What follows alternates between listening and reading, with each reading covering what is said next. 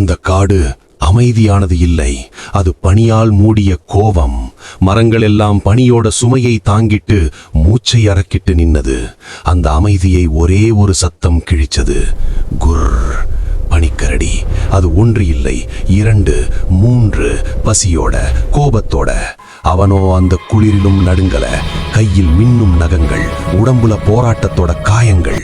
அவன் ஓடல, ஏனன்னா அவன் வாழ்க்கை முழுக்க ஓடிக்கிட்டே இருந்தவன்.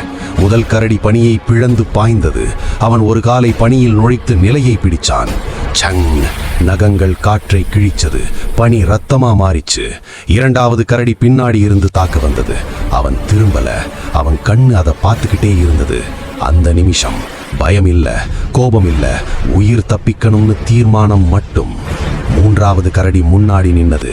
இருவருக்கும் நடுவுல பனி விழுந்துகிட்டே இருந்தது. அந்த பனி அவனுக்கு குழந்தை பருவம் நினைவுபடுத்திச்சு. யாரும் இல்லாத காலம், யாரும் காப்பாத்தாத காலம்.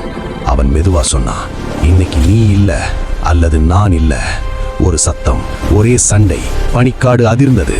சில நேரம் கழிச்சு அந்த காடு மீண்டும் அமைதி. பனியில் நகங்களின் சின்னம், இரத்தத்தின் தடம். ஆனா அவனோ அங்க இல்ல. அவன் பிழைத்தான். ஏனன்னா அவன் மனிதன் இல்லை, அவன் வெறும் விலங்கும் இல்லை. அவன் பனிக்காட்டுல உருவான போராடி.